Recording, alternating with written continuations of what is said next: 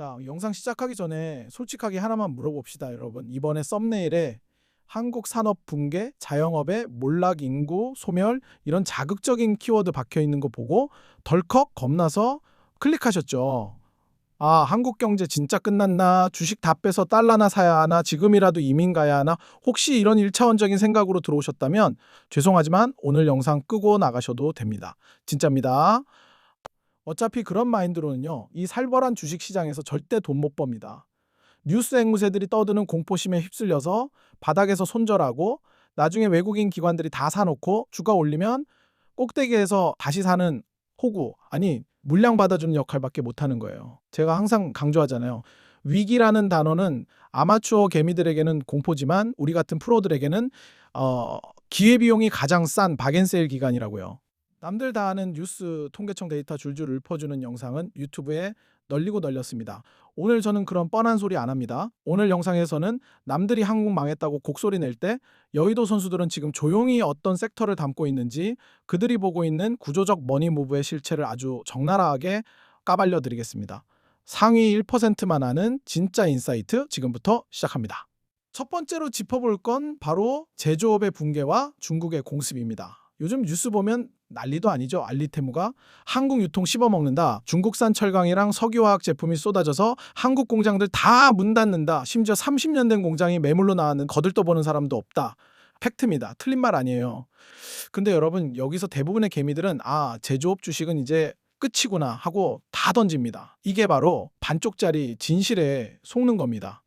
냉정하게 말해서 중국이 저가 물량으로 밀어붙일 수 있는 건 뭡니까? 기술 장벽이 없는 범용 제품들입니다. 누구나 만들 수 있는 플라스틱, 일반 철판 박스 이런 거는 당연히 인건비 싸고 보조금 받는 중국한테 안 되죠. 이건 10년 전부터 예견된 겁니다. 그런데 진짜 선수들은 여기서 경제적 해자라는 키워드를 봅니다. 중국이 아무리 돈을 쏟아부어도 절대 단기간에 베낄 수 없는 기술, 그게 뭡니까? 바로 초격차 소재와 특수 장비입니다. 예를 들어볼까요? 반도체 공정에 들어가는 특수가스, 영하 160도를 견디는 LNG 선박의 본행제 고기능성, 엔지니어링 플라스틱 이런 건 중국 공장에서 밤새워 찍어낸다고 뚝딱 나오는 게 아닙니다. 수십 년간 쌓아온 데이터와 글로벌 고객사와의 신뢰, 즉 벤더 승인이라는 거대한 벽이 있어요. 글로벌 기업들이. 바보입니까? 단가 몇 푼 아끼겠다고 검증 안 된 중국산 썼다가 공장 멈추거나 불량 나면 수천억이 날아가는데 절대 쉽게 못 바꿉니다. 오히려 중국산 저가 공세가 심해질수록 역설적으로 글로벌 기업들은 중국산을 배제하고 싶어 합니다. 왜냐고요?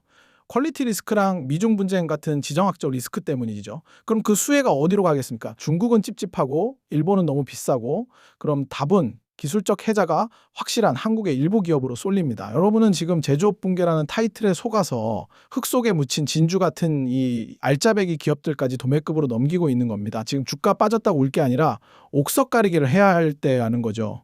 두 번째, 건설과 자영업의 몰락. 이거 아주 심각하죠. PF 터지고 지방 아파트 미분양 쌓이고 상가는 텅텅 비고 임대문에 종이만 바람에 날립니다. 근데 여기서 집중하세요. 자, 솔직히 까놓고 말해서 경쟁자가 다 죽으면 누가 웃습니까? 살아남은 놈이 시장을 독식합니다. 이걸 전문 용어로 승자 독식 구조로의 재편이라고 합니다. 지금 건설사들 줄도산하고 있죠. 잔인한 얘기지만 이거 주식시장 입장에서는 그냥 자연스러운 구조조정입니다. 현금 흐름 막히고 부채 비율 높은 좀비 기업들이 시장에서 퇴출당하는 과정이에요. 그럼 결국 누가 남느냐? 현금 빵빵하고 포트폴리오 다변화된 1등 기업들입니다. 이 친구들은 지금 뭐 하고 있는지 세요 망한 기업들이 헐값에 내놓은 땅 죽고 있습니다. 그리고 더 중요한 건 이제 단순하게 아파트 지어서 돈 버는 시대 끝난 거 걔들도 알아요. 그래서 어디로 갑니까? 바로 데이터 센터랑 전력 인프라로 갑니다. 지금 AI 시대잖아요. 챗 GPT니 뭐니 돌리려면 전기가 미친 듯이 필요합니다. 데이터 센터 지어야죠. 그 복잡한 플랜트. 누가 짓습니까? 동네 건설사가 짓나요? 못 짓습니다. 결국 살아남은 대형 건설사가 이 막대한 수주를 다 가져갑니다. 이제 건설업을 볼 때는 아파트 몇 채 팔았냐를 볼 게 아니라 누가 AI 시대 인프라를 깔아줄 수 있느냐를 봐야 합니다. 건설업이 다 죽는다고요. 천만의 말씀입니다. 약한 고리가 끊어지는 동안 진짜들은 더 싼 가격에 시장을 장악할 준비를 하고 있습니다. 자영업도 마찬가지예요. 인건비 비싸서 폐업한다고요? 맞습니다. 최저시급 오르고 사람 구하기 힘들어서 사장님들이 가게 접습니다. 그래서 그 빈자리를 누가 채웁니까? 알바생 대신 서빙, 로봇, 주방 이모님 대신 조리, 자동화 시스템, 무인 키오스크가 들어갑니다. 자영업의 붕괴는 곧 로봇 산업의 폭발적인 성장을 의미하는 동의어입니다. 투자자라면 단골 식당 망해서 슬프다 하고 끝낼 게 아닙니다. 감상에 젖을 시간이 없어요. 이제 인건비라는 변수를 통제할 수 있는 로봇 솔루션 기업의 밸류에이션을 다시 계산해야겠구나 하고 뇌가 빠르게 돌아가야 한다는 겁니다. 이게 바로 위기를 기회로 바꾸는 투자자의 시선입니다. 그리고 마지막으로 하나 더 교육 시장 이야기 좀 해봅시다. 인구 절벽 때문에 애들이 없어서 학원 망하고 학교 폐교한다고 하죠. 이것도 똑같습니다. 초중고 학생 대상 교육주들은 당연히 답 없죠. 밸류 트랩입니다. 싸다고 사면 안 돼요. 하지만 눈을 조금만 돌려보세요. 애들이 없으면 누구를 가르쳐야 합니까? 노인입니다. 지금 한국은 전 세계에서 가장 빠르게 늙어가고 있습니다. 교육 기업들이 지금 사활을 걸고 하고 있는 게 뭡니까? 바로 실버 케어와 성인 교육 시장으로의 피보팅입니다. 요양보호사 교육, 평생교육 프로그램, 그리고 해외로 나가는 K-에듀 이런 쪽으로 체질 개선에 성공한 기업들은 지금 주가가 신고가를 갈 준비를 하고 있습니다. 학생 수가 반토막 난다고 교육 기업이 다 망하는 게 아닙니다. 시장의 타겟이 바뀌는 거죠. 이 변화를 읽어내지 못하면 그냥 앉아서 당하는 겁니다. 자, 정리하겠습니다. 물 한 잔 마시고 들으세요. 한국 산업 붕괴하고 있는 거 맞습니다. 하지만 정확히 말하면 과거의 방식으로 돈을 벌던 낡은 산업들이 무너지고 있는 겁니다. 그 낡은 건물이 무너지는 먼지 구덩이 속에서 누군가는 새로운 최신식 건물을 올리고 있습니다. 당장 내일 주가 좀 빠진다고 징징대지 마세요. 인구 구조가 변하고 중국이 추격해오고 AI가 도입되는 건 거스를 수 없는 메가 트렌드입니다. 시대의 흐름이에요. 펀더멘털이 변하지 않았는데 공포에 질려 던지는 건 그냥 내 돈 가져가세요 하고 세력들한테 기부하는 꼴입니다. 여러분이 지금 해야 할 건 딱 하나입니다. 망해가는 산업 리스트를 뽑으세요. 그리고 그 산업이 망함으로써 반사 이익을 얻거나 그 자리를 대체할 기업 로봇, 실버케어, AI 인프라, 초격차 소재 이런 기업들을 찾으세요. 그리고 남들이 뉴스 보고 공포에 떨 때 아주 차갑고 냉정하게 분할 매수하세요. 투자는 머리로 하는 게 아니라 엉덩이와 멘탈로 하는 겁니다. 화려한 파티는 끝났습니다. 이제 진짜 옥석 가리기가 시작된 겁니다. 뇌동매매 하지 마시고 붕괴의 이면을 꿰뚫어보는 통찰력을 가지시길 바랍니다. 자, 여기서 영상 끄시려는 분들 계시죠? 아직 안 끝났습니다. 방금 말씀드린 건 빙산의 일각입니다. 진짜 소름 돋는 이야기는 지금부터니까 조금만 더 참으세요. 여러분의 계좌 앞자리 숫자가 바뀔 수도 있는 내용입니다. 지금까지 제가 제조업, 건설, 자영업, 교육 이렇게 눈에 보이는 산업들의 붕괴와 그 이면을 말씀드렸죠. 그런데 진짜 무서운 건 뭔지 아십니까? 바로 보이지 않는 혈관이 막히고 있다는 겁니다. 이게 무슨 소리냐? 바로 전력망과 에너지 산업 이야기입니다.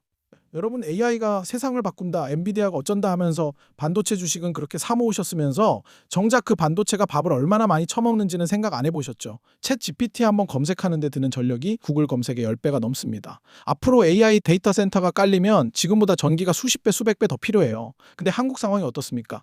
한전 적자가 수십조입니다. 송전탑 하나 세우려면 지역 주민들 반대해서 10년이 걸려요.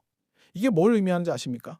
전기를 만들지도 못하고 만들어도 보낼 수가 없다는 겁니다. 국가 에너지 인프라가 붕괴 직전이라는 소리예요.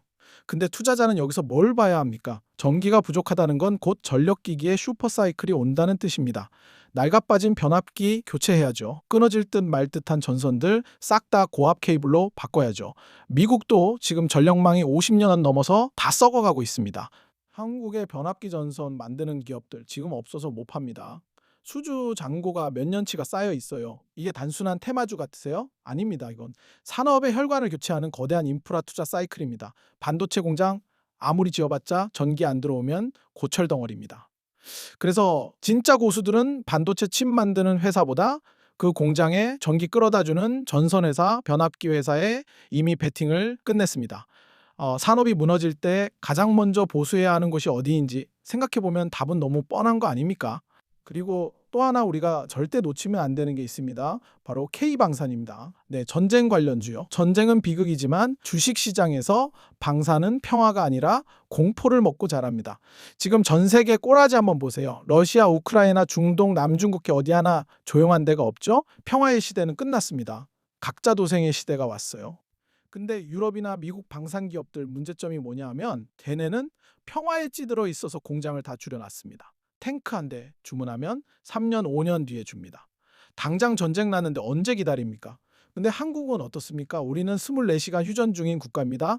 공장이 쌩쌩 돌아갑니다. 주문 넣으면 6개월 만에 탱크 갖다 바치고 자주포 쏴줍니다. 가성비 미쳤고 납기 속도 미쳤고 성능 확실합니다. 이건 국뽕이 아니라 비즈니스 팩트입니다. 한국의 제조업이 중국한테 밀려서 붕괴한다고 했죠. 하지만 방산만큼은 아닙니다. 중국 무기 찝찝해서 누가 씁니까? 미국 무기 너무 비싸고 느립니다. 그 빈틈을 한국 기업들이 파고드는 겁니다. 이건 일시적인 수출 호재가 아니라 한국 제조업의 체질이 범용 소비재에서 안보 필수재로 완전히 바뀌는 구조적 퀀텀 점프입니다. 산업이 붕괴하는 와중에도 이렇게 국가의 생존과 직결된 기술을 가진 기업들은 오히려 몸값이 천정부지로 솟구치는 겁니다. 자, 여기서 조금 더 깊게 들어가 봅시다. 여러분이 진짜 피눈물 흘리는 이유 중 하나가 뭡니까? 바로 코리아 디스카운트죠. 한국 기업들은 돈을 잘 벌어도 주가가 안 오릅니다. 왜냐? 오너 일가가 회사 돈을 자기 쌈짓돈처럼 쓰니까요. 배당 쥐꼬리만큼 주고 툭하면 물적 분할해서 개미들 뒤통수 치고 자회사 상장시켜서 주주가치 희석시키고 이러니까 외국인들이 한국 주식하면 바보라고 하는 겁니다. 근데 이 썩어 빠진 관행도 이제 붕괴하고 있습니다. 정부가 밸류업 프로그램 하겠다고 나선 것도 있지만 더 무서운 건 행동주의 펀드들입니다. 옛날에는 소액 주주들이 뭉쳐봤자 계란으로 바위치기였는데 이제는 다릅니다. 주주들이 똑똑해졌어요. 연대하고 소송 걸고 주주 제안해서 감사 선임하고 오너들 멱살 잡고 흔듭니다. 실제로 최근에 몇몇 기업들 보세요. 배당 안 주면 경영권 뺏겠다고 협박하니까 부랴부랴 자사주 소각하고 배당 늘리고 난리 났죠. 이게 트렌드입니다. 이제 거버넌스, 즉 지배구조가 구린 기업은 시장에서 퇴출당하는 분위기가 형성되고 있어요. 투자자라면 여기서 뭘 봐야 할까요? 대주주 지분율 낮고 현금은 많은데 주가는 바닥을 기는 기업들, 이런 애들이 타겟 1순위입니다. 이런 기업을 미리 선점해서 행동주의 펀드가 들어올 때 같이 파도 타는 거, 그게 바로 스마트머니의 전략입니다. 단순히 저평가 우량주를 사는 게 아니라 그 저평가가 해소될 수밖에 없는 트리거가 있는 기업을 사는 겁니다. 낡은 재벌 중심의 지배구조가 붕괴되는 그 틈바구니에서 엄청난 수익 기회가 생기고 있다는 걸 명심하세요. 자, 그리고 마지막으로 이 얘기는 꼭 해야겠습니다. 바로 식량안보와 K푸드입니다. 아까 제가 엔터 주식 얘기 잠깐 했었나요? 아이돌 키우는 거 좋죠. 근데 리스크가 너무 큽니다. 멤버 하나가 사고 치면 주가 반토막 나잖아요. 이게 바로 휴먼 리스크입니다. 근데 라면은 사고를 안 칩니다. 김밥은 마약을 안 해요. 지금 전 세계적으로 불황이 오고 인플레이션 때문에 먹고 살기 힘들어지니까 사람들이 뭘 찾습니까? 싸고 맛있고 간편한 걸 찾습니다. 그게 바로 한국 라면이고 냉동 김밥이고 떡볶이입니다. 이거 우습게 보지 마세요. 한국 내수 시장은 인구 줄어서 라면 소비량 줄어들 것 같죠? 천만의 말씀. 지금 한국 식품 기업들 해외 매출 비중이 국내를 넘어선 지 오래입니다. 이건 더 이상 내수주가 아니라 글로벌 수출주입니다. 반도체만 수출 여건이 아닙니다. 사람들이 밥 안 먹고 살 수 있습니까? 전쟁 나도 라면은 먹어야 합니다. 경기 침체가 오면 올수록 오히려 판매량이 늘어나는 기이한 현상이 벌어지는 섹터가 바로 이쪽입니다. 한국의 음식료 산업은 사양 산업이 아니라 전 세계인의 식탁을 점령하는 문화 침투의 선봉장입니다. 화려한 엔터 주식에 물려서 마음고생하지 마시고 매일매일 팔려나가는 라면 봉지 숫자를 세어보세요. 그게 훨씬 더 확실하고 마음 편한 투자입니다. 자, 이제 진짜 정리를 좀 해봅시다. 제가 오늘 제조업 건설, 자영업 전력망, 방산지배, 구조, 식품까지 쭉 훑어드렸습니다. 듣고 보니까 어떠세요? 한국 망했다는 뉴스만 볼 때는 세상이 다 끝난 것 같았는데 하나하나 뜯어보니까 어떻습니까? 누군가는 죽어나가지만 누군가는 그 시체 위에서 꽃을 피우고 있다는 게 보이십니까? 세상은 원래 그렇습니다. 영원한 승자도 없고 영원한 패자도 없습니다. 산업의 사이클이 돌고 도는 것뿐입니다. 여러분이 지금 느끼는 그 공포감은 변화에 적응하지 못했기 때문에 생기는 본능적인 거부감일 뿐입니다. 지금 당장 서점에 가서 베스트셀러 코너를 보세요. 맨날 힐링해라, 위로해라, 괜찮다 이런 책들만 깔려 있죠. 주식시장에서 위로받으려고 하지 마세요. 계좌가 파란불인데 괜찮다고 하면 그게 정신승리지 뭡니까? 여러분에게 필요한 건 따뜻한 위로가 아니라 차가운 현실인식과 데이터를 기반으로 한 실행력입니다. 제가 장담하는데 2026년 올해는 부의 대이동이 일어나는 원년이 될 겁니다. 기존의 기득권 산업이 무너지고 새로운 패러다임을 쥔 기업들이 왕좌를 차지하는 그 역사적인 순간에 우리가 서 있는 겁니다. 오늘 제가 말씀드린 섹터들 전력 인프라, 로봇 방산, K푸드 그리고 지배 구조 개선주들 이거 종목명 달라고 댓글 달지 마세요. 종목은 여러분이 직접 공부해서 찾아야 진짜 내 돈이 됩니다. 제가 밥상까지는 차려드렸지만 숟가락 들고 떠먹는 건 여러분 몫입니다. 제발 부탁인데 뉴스 헤드라인만 보고 쫄아서 시장 떠나지 마세요. 시장을 떠나는 순간 기회도 같이 사라집니다. 태풍이 불 때 담을 쌓는 사람은 살아남기만 하지만 풍차를 만드는 사람은 부자가 된다고 했습니다. 지금 한국 경제에 몰아치는 이 거대한 붕괴 태풍을 이용해서 풍차를 돌리실 분들만 저와 함께 가시죠. 오늘 영상 내용이 머리를 한 대 맞은 것처럼 얼얼하셨다면 좋아요 한번 시원하게 눌러주시고요. 저는 다음 영상에서 여러분이 풍차를 돌리는데 필요한 더 구체적이고 실전적인 무기들을 가지고 돌아오겠습니다. 긴 시간 들어주셔서 감사합니다. 정신 똑바로 차리고 성투하십시오.